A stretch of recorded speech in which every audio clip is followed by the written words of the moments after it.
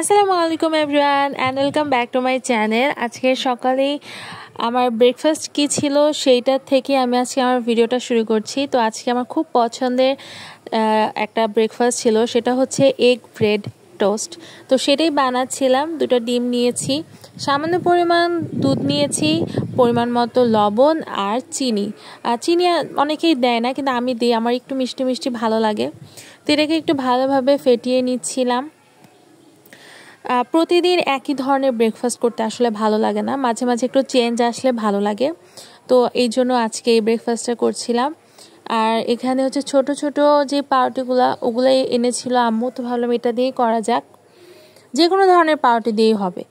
তো আমি এটাকে ভালোভাবে সোপ করার জন্য ডিমের মধ্যে চুবিয়ে রাখছিলাম, ভালোভাবে যাতে সোপ হয়ে যায় এই পর্যন্ত। তারপর প্যানে আমি সামান্য পরিমাণ তেল দিয়েছি অ্যান্ড দিয়ে দিলাম ভাজতে।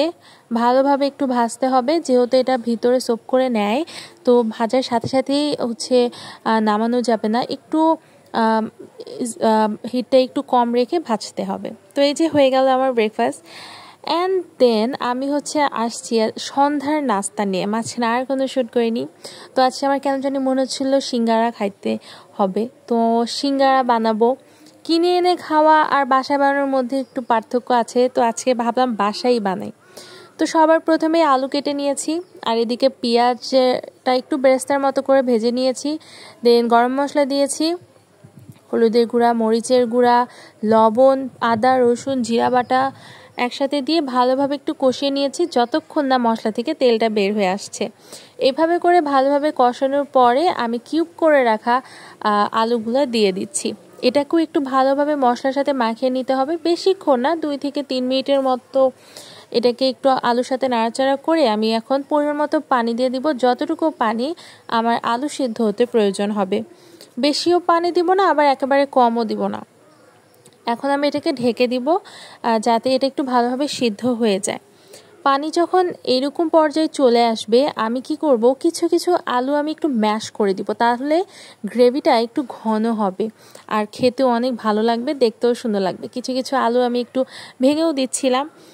এটা আমি একমাত্র করছি যাতে গ্রেভিটা একটু ঘন হয়, তাছাড়া আর কোনো কারণ নেই। এখন আমি পেঁয়াজ আর মরিচ কেটে রেখেছিলাম, ওগুলো আমি দিয়ে দিচ্ছি যখন হয়ে যাবে এই পর্যায়ে, তাহলে ফ্লেভারটা অ্যান্ড টেস্টটা না অন্যরকম মজা হয়। আপনারা এটা ট্রাই করে দেখতে পারেন। মরিচ আমি এমনি 2টা দিয়েছি, একটা লাল দিয়েছি, একটা সবুজ দিয়েছি, এমনি কালারফুল যাতে দেখা যায় এই জন্য, আর তেমন কোনো কারণ নেই। আর উপরে যখন হয়ে যাবে প্রায়, তখন আমি উপর দিয়ে জিরা গুঁড়া ছিটিয়ে দিয়েছি, এতেও ফ্লেভারটা ভালো আসে। এই তো হয়ে গেল আমার সিঙ্গারার আলুর পুর, একদম রেডি। এখন চলেন আমরা সিঙ্গারার যে আটার ডোটা সেটা বানাই ফেলি। তো আমার কাছে ময়দা ছিল না, আমি এই জন্য আটাই নিয়েছি। এটাতে আমি পরিমাণ মতো লবণ দিয়েছি আর চিনি দিয়েছি। সিঙ্গারাতে চিনি দেয় নাকি আমি জানি না, কিন্তু আমি দিলাম, আমার কাছে ভালো লাগে এই জন্য আমি দিয়েছি। একটু 1 চামচেরও কম দিয়েছি চিনি। দেন তুলনামূলক একটু বেশি পরিমাণ হচ্ছে তেল দিয়েছি, 2 থেকে 3 টেবিল চামচের মতো। এটাকে ভালোভাবে মিক্স করতে হবে। এই মিক্স আপ যখন ভালো হয়ে যাবে, এভাবে করে দেখবেন মুঠ হয়ে যাচ্ছে। এটাকে ভালোভাবে পানি দিয়ে একটু ডো করে নিতে হবে, আর ডোটা যেন একটু শক্ত হয় এদিকে খেয়াল রাখতে হবে, একদম নরম হওয়া যাবে না।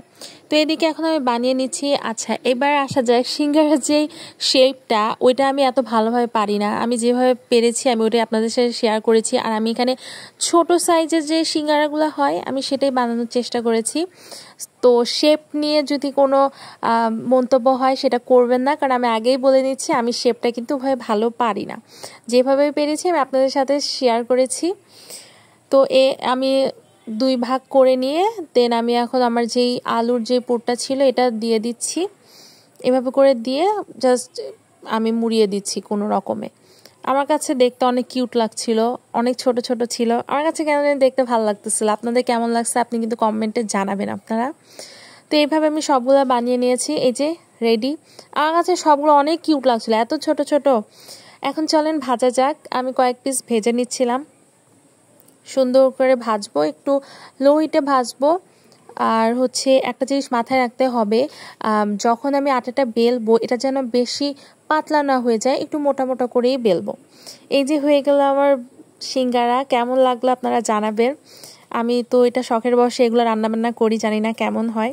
তো ভালো লাগলে অবশ্যই আমার চ্যানেল একটা সাবস্ক্রাইব করে দিবেন আর আমার ভিডিওতে একটা লাইক দিবেন। ভালো থাকবেন সবাই, আল্লাহ হাফেজ।